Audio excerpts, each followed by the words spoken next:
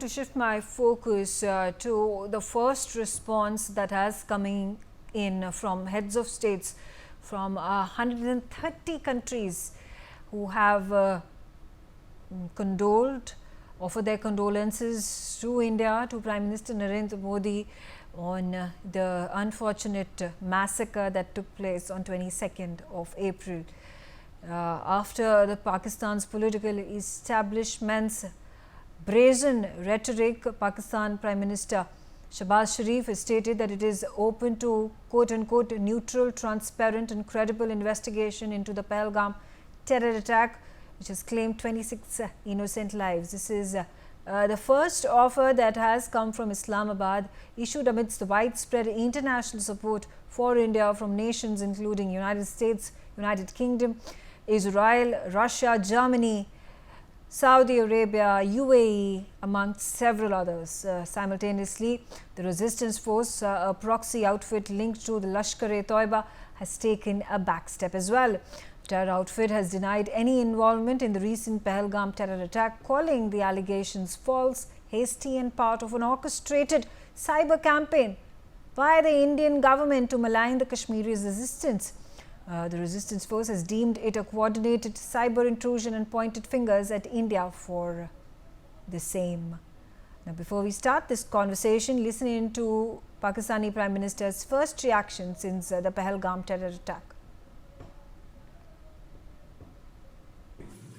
Pakistan is open to participate in any neutral, transparent and credible investigation. Master Basuti Mukherjee, thank you for joining me. And my first question to you about this flip-flop that continues to take place within the Pakistani establishment and the terrorist association, organization linked to Lashkar-e-Taiba actually acting at the behest of the ISI and the Pakistani army chief about first of all, blaming India for the attack, talking about how the BJP government has quote-unquote orchestrated it. First, the resistance force comes out and claims responsibility for this attack. It's been 4 days and now it does a about turn and says it was in fact not the resistance force, but some cyber intelligence forces within the Indian government that spread this wrong message, and it is the orchestration of the government of India which is behind this attack. How do we take Pakistan on face value when its Prime Minister comes 4 days later, says that it is willing to go ahead with a quote unquote again independent, fair and transparent probe into the case?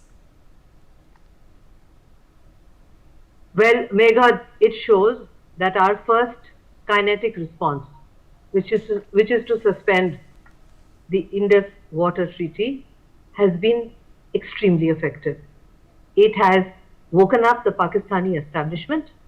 It has made them understand that the part of Pakistan, the only part of Pakistan that matters to the Pakistani establishment is Pakistan Punjab, and that it is going to have a terrible impact on the agriculture and on the future of the people of Pakistan Punjab.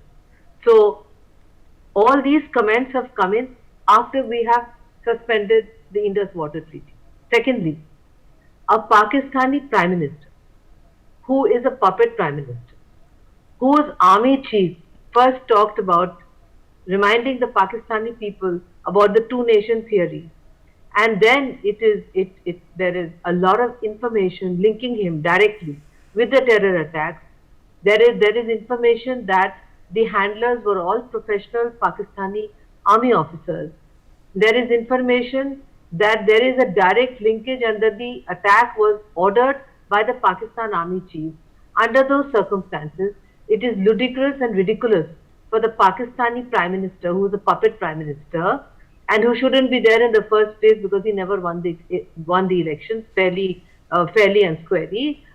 He is saying that he wants an open, transparent, neutral investigation. By whom? He should say that Pakistan is ready to cooperate with India as it failed to cooperate on after the events in Mumbai, and they have Megha a very convenient habit of disowning their own citizens, because when we picked up Rana, they said he's a Canadian citizen. They don't have any responsibility over him.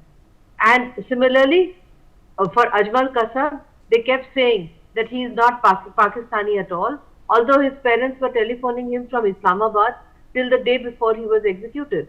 So, if there is any evidence linking any Pakistani, they will say no, no. These have all been dressed up by Indians to look like Pakistanis. They are not Pakistanis. These are all Indians. This is a plot by the Indian government to defame us, etc. So we cannot take this seriously. What we have to do is to do what is required to be done. We've done the first phase. That's already had a huge impact. Yeah. A huge impact. And what we have to do in the second phase, we will do after we have made full preparation.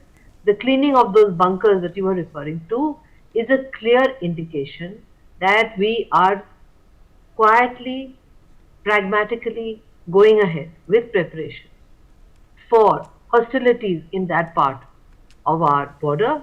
And to do that, we are making sure that there are no civilian casualties, and that when we do what is to be done, the second kinetic response, it will be completely successful, and it will most probably be conducted from our side of the line of control, which Pakistan no longer recognizes. That is such a smart thing for the Pakistani Prime Minister to do. It frees India to go in and get back POK. That shows how smart he is, Megha. He is inviting us to go in and get back POK, because now he doesn't recognize the line of control which was accepted by both parties since Shimla. Since he doesn't accept it, we should do what we should have done long time back and gone and got back POK. Okay. Megha. Okay. Gautam Mukherjee, from going ahead with a knee-jerk reaction and suspending the Shimla agreement to now conceding to an independent probe in the massacre that took place, how has Pakistan's position shifted in the last 4 days? Megha, this is desperation. They are trying their best to prevent a all-out attack, which is what is expected from India. They don't know exactly the dimensions and the degree to which they will be affected.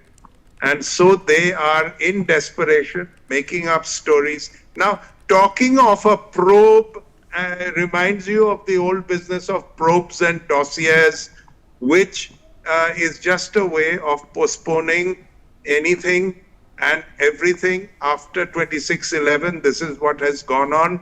And till to date, they have not replied to any of our dossiers, nor done any of the things that we asked in terms of arrests and so forth and repatriation. So they are not to be taken seriously. And this nonsense about cyber, what have you, is pure fantasy and babbling. And that the Prime Minister of Pakistan should babble like this goes to show what state of affairs they're in. They have always assumed that India does not have the nerve to attack them. Now they are fairly convinced that we do.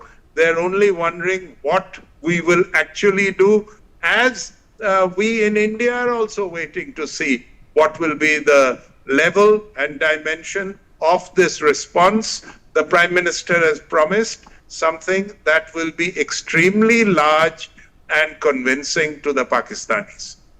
Patikrit, why do you think India has stopped short of itself suspending the Shimla agreement and the Tashkent agreement with Pakistan that were signed back in the 1970s, in the 1960s?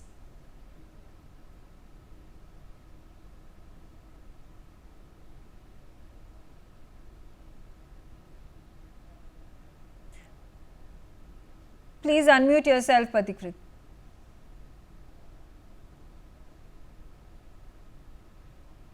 Am I audible now, Megha? Yeah. Sorry. Well, I don't think India is interested in, controlling Pakistan. The ultimate objective is to defang the establishment, which has for far too long presumed that they can use the state-sponsored non-state actors and at the same time dangle the threat of nuclear weapon and go away with it. Whether we, de-recognize the Shimla Agreement or not, it literally doesn't matter. India will do whatever is necessary and, just move on. Let me tell you one thing. In the last, say, 20 years, India has sent more than 20 letter rogatory, and it has sent several dossiers. It has sent DNA samples for Pathankot attack, Uri attack, for 26/11 to Nagrota. In the Pathankot attack, we even allowed after that the Pakistanis to become part of a joint investigation team. Now, what have we achieved? We have achieved nothing. So my only issue and submission is this: the Pakistanis can keep on changing their position. We should not change our position anymore. In the past, we have had a terrible habit of going hard and going soft from time to time. Now that we have determined that something has to be done, it should be done. Because let me tell you, it is important to do something for the simple reason that if nothing is done, then what happened in Pahalgam will tomorrow happen in every other city of India. And if nothing is done, then what happened in Pahalgam, the Bangladeshi radical elements will then get inspired to do something similar in the eastern part of India. So something has to be done. The Pakistanis can investigate, they can go to United Nations, they can go to Pluto, Mars, wherever they want. But whatever was necessary to be done to them, they did not do. And I think it's very clear right now this time, if you see the statement of Prime Minister, he is no more talking about hitting terror organizations only.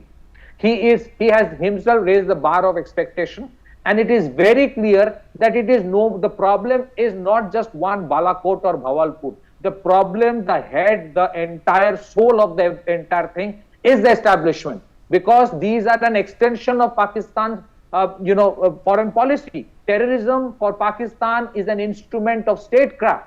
So these organizations do exactly what Rawalpindi tells them to do or Islamabad tells them to do. So whatever has to be done now, it will hit the jugular. And I can say only one thing: it is not going to be a replica of Balakot. It is going to be multi-pronged. It is going to be something of a far bigger dimension, which Pakistan is not in a position to actually counter, for the simple reason they have a limitation of fund, they have a limitation of ammunition, they have a limitation of fuel, and they have a limitation of commitment. Because they are terribly engaged, Baluchistan, Khyber Pakhtunkhwa, and certain other places. So for Pakistan, this is the first time.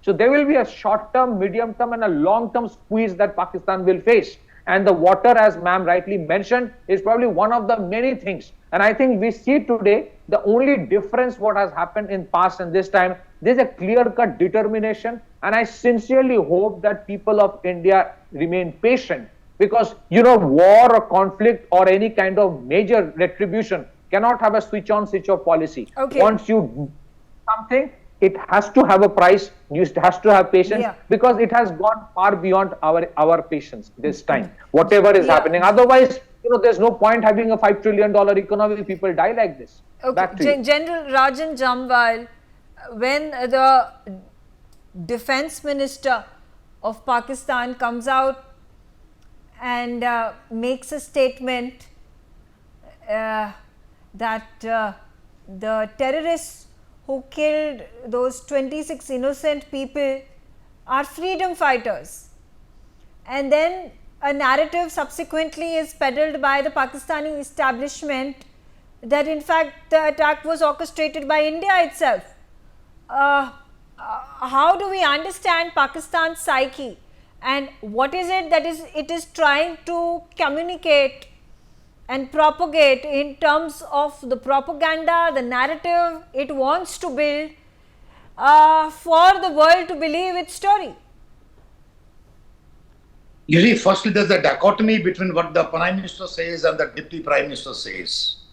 The Prime Minister says, okay, we welcome another inquiry, international inquiry, neutral people, all that. The Deputy Prime Minister, on the other hand, say, okay, we in any case have been doing this for the US and UK for 30 years, de facto what he's telling? He's telling we are snakes. We have been trained to be snakes. So if we have bit you, what's the big deal? That's precisely what he's trying to tell you. So there is a big dichotomy, this thing. And in any case, what either the Prime Minister says or the Deputy Prime Minister says or anybody else for that matter in Pakistan says today is irrelevant because nobody believes them. They lost their credibility. I mean, just see, even none of the Muslim countries have cautioned India for using restraint or something. Not even China. The only gentleman who did it is probably the UN General Secretary. Is some restraint here, like he's talking about. Even the Muslim countries are not asking restraint because nobody believes what Pakistan has said. And like ma'am said, they have actually freed by our hands by abrogating the Shimla agreement. I mean, the line of control, no more de facto, it does not exist. Pakistan today has very limited WWR is war wastage reserves that every country maintains to, fight a war. It's not right from ammunition to even petrol, generally like in India, we maintain 60 days WWR. War potential for 60 days, we should be able to fall. And in the meantime, we can build up more. There's a time Pakistan has a couple of days. The tanks will come rolling. I mean, they will just stop in the deserts because there is no fuel. And the way we have escalated, you see, what is going to happen is the line of control, when the heavy exchange of artillery and all are taking place, their WWRs are getting expanded. It does not have, except for one odd factory of 155 ammunition they are making, it is got a limited supply of ammunition. And if we get it depleted within, say, 15, 20 days or a month, majority of it, there is that, the nation's war fighting capability gets hit. When it is mobilizing its forces, it is spending petrol, it is spending fuel, it is spending and it's drawing out of what? It is drawing out of the WWR. Okay. And that's exactly what we want. That is what we want. So that when we hit them at time, place, of our choosing and even the means of our choosing, the options left to him to retaliate would be very, very limited. Okay. And we are going absolutely on the right track. That is how it should have been done. In any case, the major strike, the Indus Water Treaty has been done, which is actually made them hurt where it hurts the most. Okay. And they are trying all over. All right. All over Ambassador Mukherjee, the fact that even weeks before this attack took place, Pakistan army had been violating the ceasefire along the line of control. There were these reports that we had been putting out on our news channel time and again. These ceasefires had been violated along the line of control. Asim Munir had been spewing this explosive narrative against India, talking about quote unquote sovereignty of Kashmir and Kashmir being it's being integral part of Kashmir. Do you think these were hints that were then aiming towards this terror attack that actually ended up happening on 22nd? Well, there are many conspiracy theories which are circulating, but the one which is circulating the most is that this terror attack was planned and orchestrated by Munir himself, the army chief, very similar to the way Musharraf had dealt with us in Kargil. Again, like what Musharraf did, this has turned out to be a huge strategic blunder and a game changer, because the whole world has stood up in solidarity, including Islamic countries, and it gives us the opportunity of doing many things which we should have done decades earlier, like, for instance, as I was discussing with Gautam before your program, the opportunity to move out of the Indus Waters Treaty, which is a one-sided treaty, which doesn't suit our requirements, which was negotiated at a time when our population was much less, and which was based on requirements on the Pakistani side, which they have systematically violated. On the other hand, their abrogation of the Shimla Agreement releases us from commitments which we should never have given in 1971, and enables us to do what is required to be done eventually on POK. So it's a game changer. And as far as Pakistan is concerned, And as far as Asif Munir is concerned, they have fallen into a huge hole that they have dug for themselves. There is no question that the measures that we have announced, which have been followed by knee-jerk reactions from their side, demonstrates that they are completely taken aback by these measures and they are apprehensive of what is going to happen. Firing across the line of control, I have to tell you, Megha, has been very limited. The unofficial ceasefires across the line of control had in fact been pretty effective for the last couple of years. But these observations of yours, which we had discussed in the channel, were early indications that the Pakistani army chief is planning something. Now the next step is for us to see how it affects the internal power structure in Pakistan. Is there going to be also an army coup? Is he going to get rid of the puppet prime minister? Or does he understand that if there is an army coup, all the IMF and other funds which are premised on the fact that Pakistan has a civilian government will enable him to continue what he's doing, which is pressing all the levers of power from behind the Prime Minister, but not actually taking over power. That is something we need to see. Yeah, but is it also surprising that there has not been a single comment that has come from Asim Munir, the man who every few days would come out and raise the Kashmir bogey, has not made a statement, has been completely silent and sort of disappeared in thin air? He hasn't disappeared anywhere. He is trying to figure out from where is the next kinetic strike and how he is going to cope with it. A bankrupt nation which is falling into pieces has just pulled the tail of its most powerful neighbors. He is trying to figure out how he is going to save Pakistan's face when the next kinetic strike happens. So he is not disappeared anywhere. What he could do perhaps for his own safety is to build a nice bunker for himself, just like we are cleaning our bunkers, Megha. Maybe we should send him a message saying, why don't you build a bunker for yourself? We are coming for you. And when we come for you, you'll have nowhere to go. That's the message I want. Okay, all right. On that note, I'm out of time. I thank all of you for joining me on the telecast and thanks for watching NewsX.